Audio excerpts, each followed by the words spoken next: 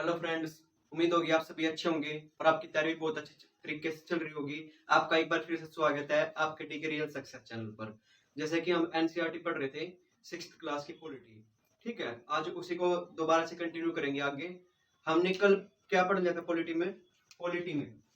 Continue कर रहे थे हम 6th क्लास की एनसीईआरटी। ठीक है, उसके बाद हमने क्या पढ़ा, उसमें क्या पढ़ लिया था कल कि विविधता पढ़ ली थी। फर्स्ट चैप्टर पढ़ लिया था हमने, कंप्लीट कर लिया था कि विविधता में हमने क्या क्या देखा कि भाई केरल और सबसे पहले लद्दाख, उनमें डिफरेंस देख लिया। उसमें से बहुत सारे क्वेश्चन बनते हैं, वो भी हमने देख लिए थे। ठीक है, आज आगे पढ़ेंगे। आपको दो क्वेश्चन बोले थे कि एक तो ये बताना है कि जलियांवाला बाग हत्याकांड में किसने ऑर्डर दिया था गोलियों का चलाने का।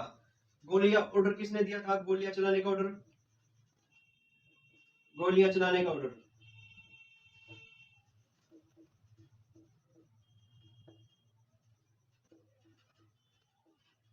किसने दिया था? ये किसने दिया था? ये सर साइमन।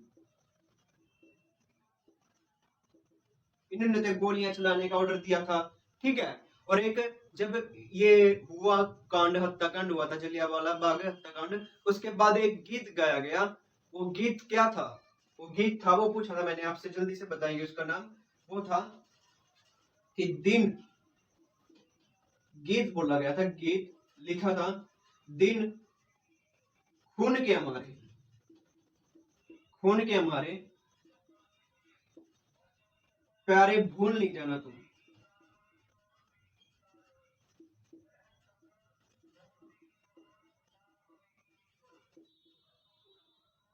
ये गीत उस याद में लिखा गया था हत्याकांड जलियांवाले बाग के, कि दिन खून के हमारे प्यारे भूल नहीं जाना तुम। ठीक है, बहुत सारे लोगों की मृत्यु हुई थी उसमें, तो इसलिए एक गीत गाया गया था। ठीक है, और किसने? भारतीय जन नाट्य संघ, इफ्टा दोबारा ये गाया गया। ठीक है, याद रखेंगे इसको। ये आपसे दो क्वेश्चन पूछे थे, जिसने पढ़ी होगा उसने पढ़ लिया होगा इसको, और कमेंट में लिखा नहीं, कमेंट में भी लिखते रहा जिसने पढ़ा। ठीक है, ये दो क्वेश्चन थे आपके जो कल आपके लिए बताए गए थे। तो आज इससे आगे पढ़ेंगे। ठीक है, कंटिन्यू करेंगे।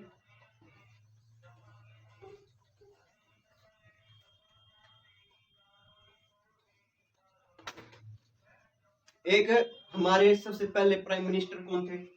फर्स्ट प्राइम मिनिस्टर, पहले प्रधानमंत्री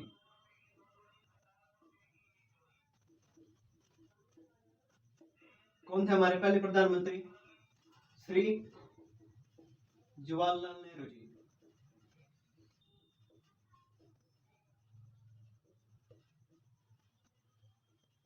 ठीक है, ये हमारे क्या थे? पहले प्रधानमंत्री थे, सबको पता होगा ये बात। ठीक है, इन्होंने एक बुक लिखी, बुक लिखी, और बुक का नाम क्या था? बुक का नाम क्या था? भारत की खोज, भारत की खोज। ठीक है, तो भारत की खोज के राइटर कौन है? श्री जवाहरलाल नेहरू। इस भारत की खोज बुक में, मतलब जो कहते हैं ना लास्ट में निष्कर्ष क्या निकला, बुक में पूरा बताया गया क्या हुआ क्या नहीं। भारत की खोज में पूरा डिस्कवर किया गया। तो इसमें बताइए क्या निकला निष्कर्ष इस बुक में? तो इस बुक में निष्कर्ष निकलता है कि जो हमारा भारत देश है ना, वो बहुत सारा, बहुत बड़ा है, बहुत सारे इसमें नृत्य है, शैलियां हैं, भाषाएं हैं, कल्चर हैं, बहुत तरीके के, अलग अलग तरीके के हैं। पर जो दूसरे ब्रिटिश, ये जितने भी बाहर से लोग आए, पुर्तगाली हुए, ब्रिटिश हुए, या जितने भी ईस्ट इंडिया कंपनी, बाद में जितने भी लोग आए हमें तोड़ने के लिए, और मुस्लिम आए, ठीक है, उन्होंने क्या किया? हमारे इसको, भारत को तोड़ने का प्रयास किया, फूट डालने का प्रयास किया, सबसे ज्यादा ब्रिटिश ने।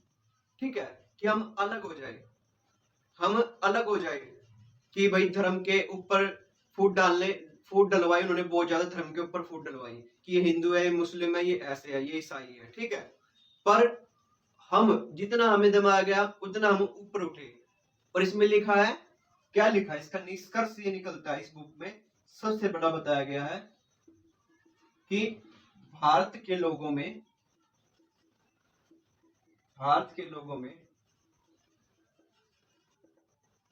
अनेकता में ही एकता है, अनेकता में ही एकता है।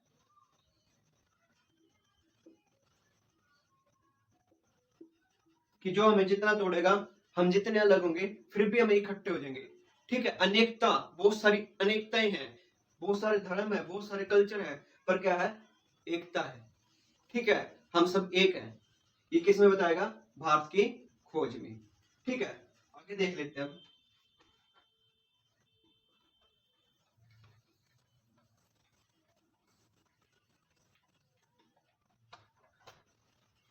भारत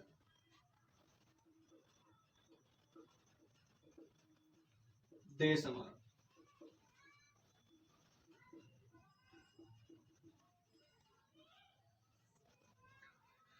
भारत देश हमारा, कहते हैं कि भारत जो है हमारा देश है, उसमें बहुत सारी, कम से कम बहुत सारी भाषाएं हैं, 1600 से भी ज्यादा भाषाएं, और 100 से भी ज्यादा नृत्य, 100 से भी ज्यादा नृत्य किए जाते हैं कहां पर, भारत में। ठीक है, और बहुत सारे धर्म हैं भारत के अंदर, इसलिए भारत एक क्या है, बहुत अलग, सब देशों से अलग देश है। ठीक है, ये खुद ही एक, मतलब अलग सा ही कुछ है, एक अलग जो हमें दिखाता है ना कि भाई जिंदगी कैसे जीनी होती, जिंदगी में क्या कुछ है, वो दिखाता है भारत, कि यहाँ हर धर्म के लोग और सब मिलजुल के रहते हैं। ठीक है, अब तो नहीं रह रही, आजकल पार्टियां बहुत आ रही हैं। तो देखेंगे इसमें क्या है, संसार में ना जी, संसार में वैसे तो बहुत सारे धर्म होते हैं, वैसे तो बहुत सारे धर्म होते हैं, पर संसार में ना मुख्य धर्म है ना जो, वो 8 है। मुख्य धर्म 8 ही है संसार में। ठीक है, ये एनसीईआरटी बुक कहती है, मैं नहीं कहता। और भारत में 1600 से भी ज्यादा भाषाएं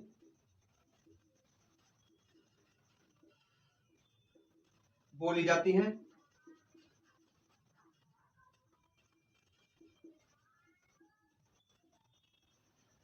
और 100 से भी ज्यादा नृत्य किए जाते हैं। देखो, संसार में मुख्य धर्म 8 है, और भारत में ही कितने हैं, और संसार कह रहा है मुख्य धर्म 8 ही है बस। ठीक है, और भारत में 1600 से भी ज्यादा भाषाएं बोली जाती हैं, और संसार कहता है भाई कुछ ही भाषाएं बोली जाती हैं। 100 से भी ज्यादा नृत्य किए जाते हैं, संसार कहता है कुछ ही नृत्य है। देख लो कितना बड़ा डिफरेंस है। ठीक है, ये याद रखना, संसार में मुख्य धर्म 8 ही है एनसीईआरटी बुक्स के हिसाब से। ठीक है, ये भी याद रखना, ये क्वेश्चन आया हुआ था, कितने से ज्यादा भाषाएं बोली जाती हैं, लगभग कितनी भाषाएं बोली जाती हैं, ऐसे। आप सभी मेरे को एक बात बताएंगे जल्दी से, कि रूढ़िवादी धारणाएं क्या होती हैं, रूढ़िवादी धारणाएं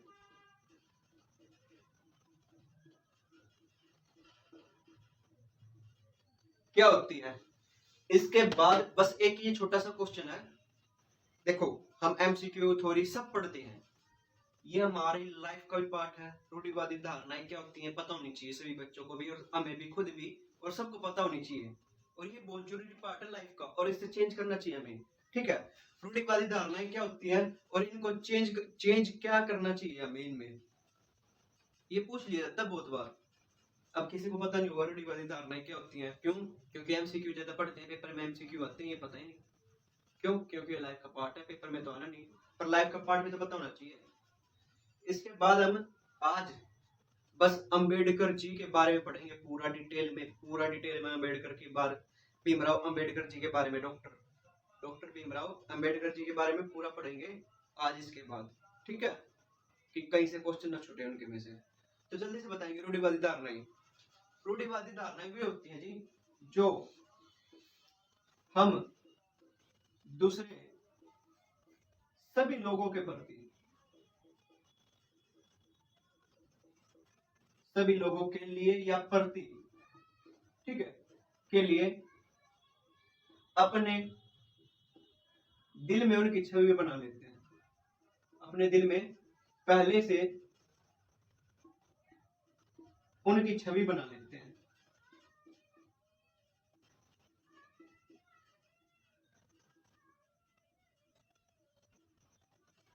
ठीक है, वो क्या होती है, रूढ़िवादी धारणाएं होती है। अभी देख लो, हमने किसी मुस्लिम को देखा, क्या ये तो मुस्लिम है भाई साहब, ये ऐसे करता होगा, ये ऐसे करता होगा, ये ऐसे करता होगा। वो भाई सब कुछ खाता भी ना हो, मुस्लिम ऐसे थोड़ी सभी कुछ खाते हैं, कोई होते नहीं भी खाते। वही एक टॉपिक था कि दो यूपीएससी वाले बच्चे बैठे थे, सर पढ़ाते हैं, एक बहुत बड़े गुरुजी, उन्होंने बताया भी होगा, ये यूट्यूब पे बहुत फेमस है, कि दो यूपीएससी वाले आए, एक नागालैंड से था और एक यहाँ से हरियाणा से। हरियाणा वाला सोच रहा कि ये तो कुत्ता खाता होगा, और वो कुत्ता खाता ही नहीं था।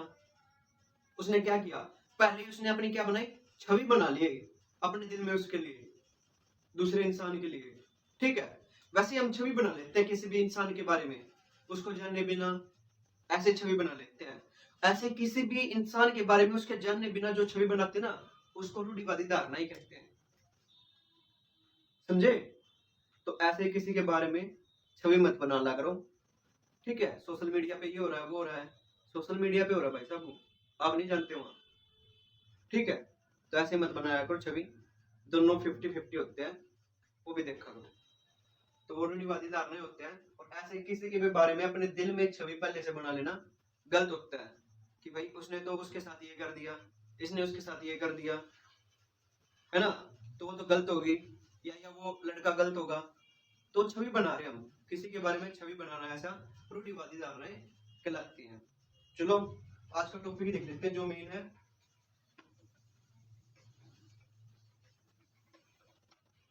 ये भी पूछा जा सकता है, रूढ़िवादी धारणाएं, ये यहाँ पे नहीं, और जो थोड़ी एग्जाम होगा ना उसमें पूछा जा सकता है।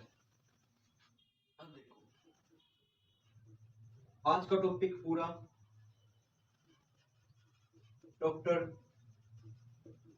भीमराव रामजी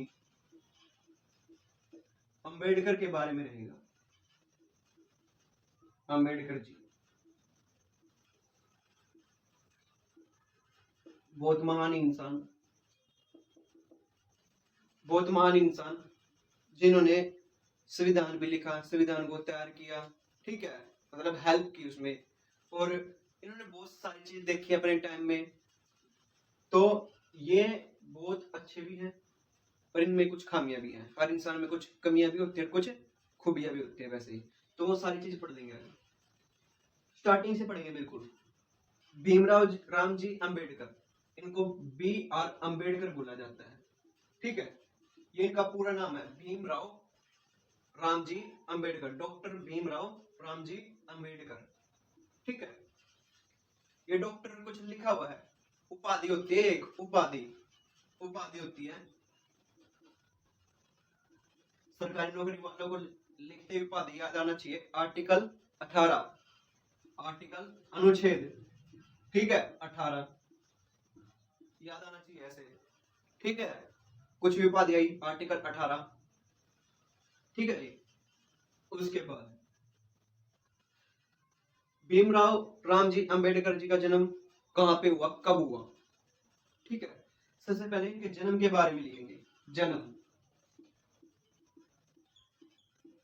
इनका जन्म हुआ जी 14 अप्रैल 1891,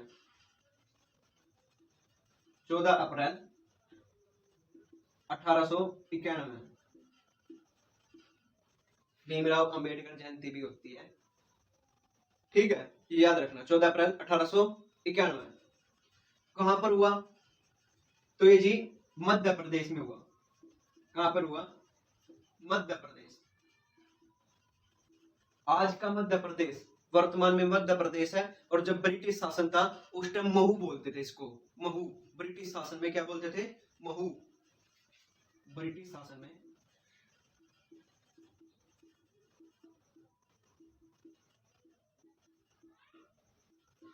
महू। ठीक है, समझ में आ रहा होगा। ये मैंने इनका पूरा नाम बताया एक तो फर्स्ट, फिर ये उपाधि जो होती है वो आर्टिकल 18 के तहत, ठीक है, जन्म बता दिया है। उसके बाद इनकी मृत्यु भी लिख लो साथ साथ। मृत्यु हुई थी इनकी 9 दिसंबर 1956। 9 दिसंबर 1956 को इनकी मृत्यु भी हुई। और कहां पे मृत्यु हुई इनकी? न्यू दिल्ली। कहां पे हुई? न्यू दिल्ली में। ठीक है, 9 दिसंबर 1956 को इनकी मृत्यु हुई न्यू दिल्ली में। देखो यहां से इसमें ये ऐड करेंगे तो कितने साल जिए ये? 65 ईयर्स। 65 ईयर्स की एज में इनकी डेथ हुई। दिख रहा है? ठीक है, समझ में आ गया होगा इतना तो। जन्म, मृत्यु और आर्टिकल इतना करा दिया। इसके आगे चलते हैं, नेक्स्ट स्क्रीनशॉट ले लेना।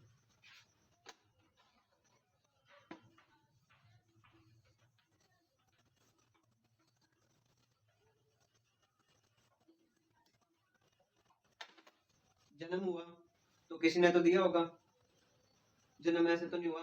ठीक है, तो इनके माता पिता का नाम जानेंगे सबसे पहले। माता का नाम और पिताजी का नाम। माता का नाम था जिनका रामजी साकलव। ठीक है, और पिता का नाम था भीमाबाई। ठीक है, पिता का नाम था भीमाबाई और माता का नाम था रामजी साकलव।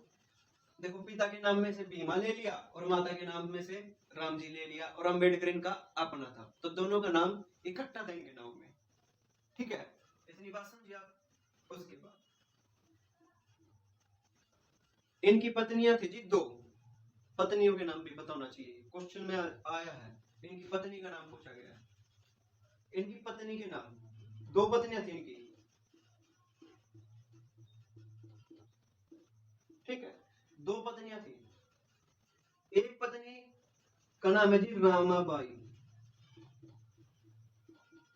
और दूसरी का है सविता।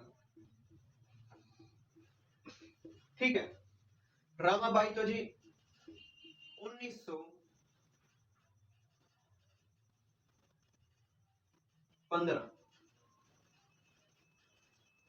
नहीं 1909 से 1938 तक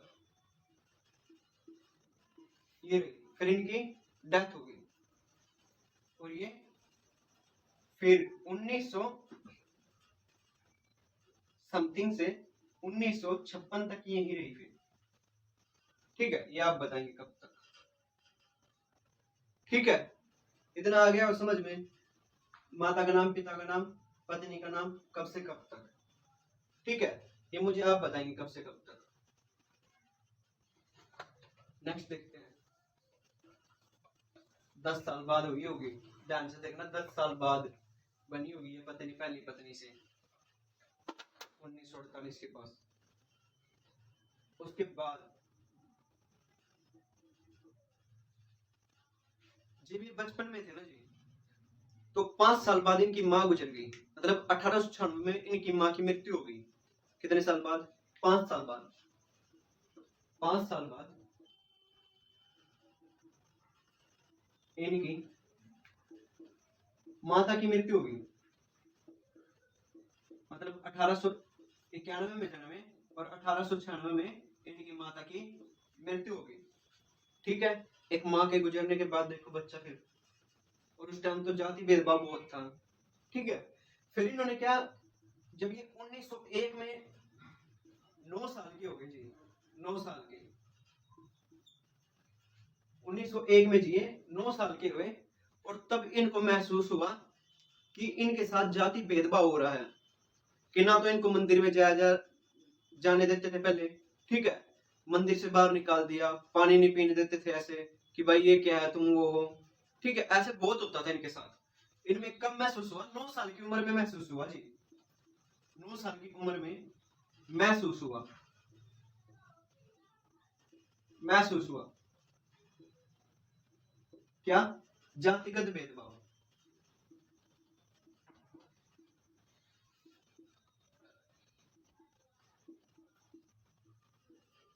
ठीक है, ये महसूस हुआ इनको 9 साल की उम्र में। ये क्वेश्चन ऐसे ही रहता है कि कितने साल की उम्र में जातिगत भेदभाव महसूस हुआ? 9 साल की उम्र में, ठीक है, या 1901 में महसूस हुआ, ठीक है, याद रखेंगे। उसके बाद महसूस होने के बाद इन्होंने प्रयास किया, हार नहीं मानी कि ऐसे बैठ गए कि ऐसे हो रहा है तो बस खत्म, अब नहीं। इन्होंने पढ़ाई की, कॉलेज तक की पढ़ाई करने के बाद ये कहाँ चले गए? कॉलेज की पढ़ाई करने के बाद ये कहाँ चले गए? इंग्लैंड में। कहाँ चले गए? इंग्लैंड में। किस चीज की पढ़ाई करने के लिए? वकील की। किस चीज की पढ़ाई करने के लिए?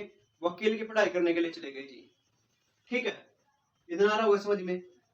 उसके बाद ये वापिस आए, और फिर क्या हुआ? वकील की पढ़ाई करके वापिस आने के बाद क्या किया इन्होंने? 1947 में चुनाव हुए जी, चुनाव।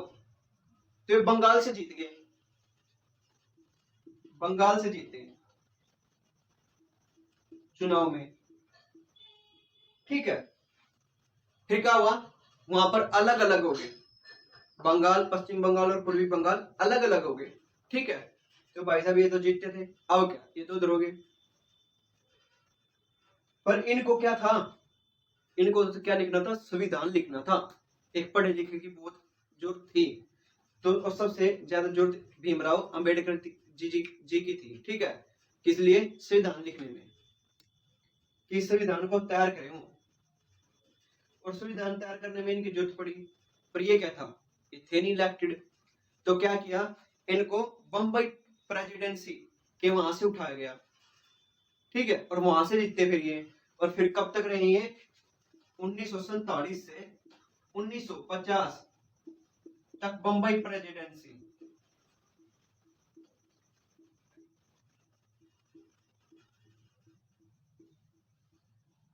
बंबई प्रेसिडेंसी से जीतते, ठीक है।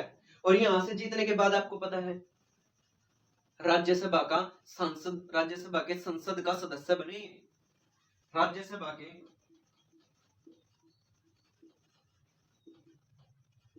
संसद के सदस्य।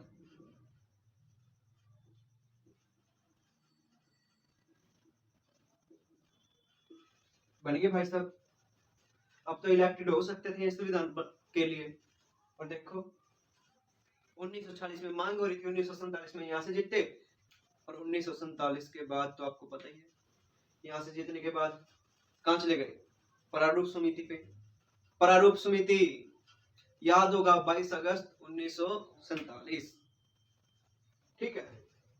आपको याद आ गया होगा तो कुछ, 22 नहीं, 29 अगस्त, 29 अगस्त शायद, ठीक है। याद आ रहा होगा कि 1947 में ही क्यों प्रारूप समिति का गठन किया गया, ठीक है। इसलिए ही किया गया था समिति का गठन, क्यों? क्योंकि ये 1947 में ही आए थे बम्बई प्रेसिडेंसी से। 1940 में तो पहली बैठक समिति हो गई थी, जब तो कहीं भी नाम नहीं था इनका, था कहीं नहीं था ना। तो उसके बाद समझे, समझ में आ रहा है ना। तो प्रारूप समिति का गठन होता है कब? 29 अगस्त 1947 को, या 22 अगस्त 1947, इसमें से एक ध्यान देना, ठीक है। और प्रारूप समिति को एक नाम से और जानते हैं, मसौदा समिति। किस नाम से? मसौदा। और यही पूछा जाता है, प्रारूप तो बोला ही नहीं जाता, मसौदा समिति बोला जाता है। क्या बोला जाता है? मसौदा समिति, ठीक है। इसके क्या बने? ये अध्यक्ष बन गए, अध्यक्ष बने, ठीक है। और इन्होंने फिर क्या किया? संविधान का निर्माता भी कहा जाता है इनको। संविधान का निर्माण किया तो संविधान का निर्माता भी कहा जाता है, निर्माता भी कहा जाता है,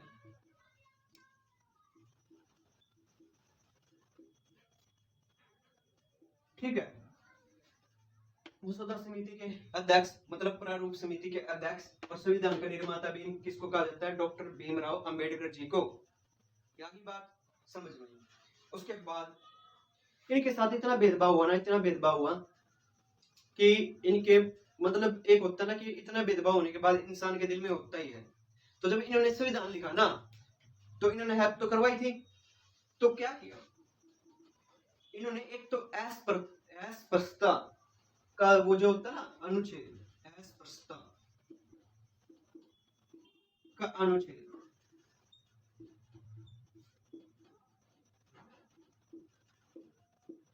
ये करवाया सबसे पहले कि ये गलत था। हम भी मानते हैं गलत है कि भाई किसी धर्म से कैसे कर सकते हो कि आपको कोई टच करे दूसरी जाति का, तुम उसको मतलब गलत करो, मारने लग जाओ, गलत ना हो। तो अस्पृश्यता का अनुच्छेद जो आर्टिकल किसमें है? 17 में, वो करवाया संविधान में। ठीक है, ये करवाया। पर एक गलत बात भी कर दी जिन्होंने लास्ट में, बिल्कुल लास्ट में मानी भी है। क्या मानी? इन्होंने कहा कि जो मैं संविधान लिखा है ना, इन सबने माने जिन्होंने लिखा था, संविधान लिखा है ना वो हमने देख के लिखा है कि जिसमें ना जो नीचे जाति के लोग हैं उनको ज्यादा हेल्प मिल सके, क्योंकि उस टाइम नहीं था ना, उस टाइम 1900 के टाइम में बहुत ज्यादा भेदभाव था और अब नहीं है। तो उस टाइम लिखा था और अब बिल्कुल चेंज है सिचुएशन। ठीक है, समझ रहे हो? तो उस टाइम इन्होंने ज्यादातर किस पर ध्यान दिया? जातिगत भेदभाव पे। और उसी आधार पर क्या लिखा गया? ज्यादातर संविधान ज्यादातर लिखा गया। अगर उस टाइम से देखें तो वो बिल्कुल अपनी जगह ठीक थे, अगर इस टाइम से देखें तो ठीक भी थे और गलत भी थे। ऐसा जिस तरह हम चलाएंगे संविधान को उस तरह वो ठीक है। समझे? ये बात विवाद में बोली उन्होंने। और संविधान, भारत का संविधान सबसे बड़ा संविधान है, ये आपको पता ही है। भारत का संविधान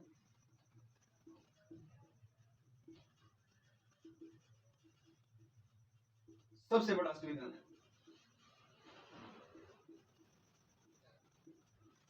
सबसे बड़ा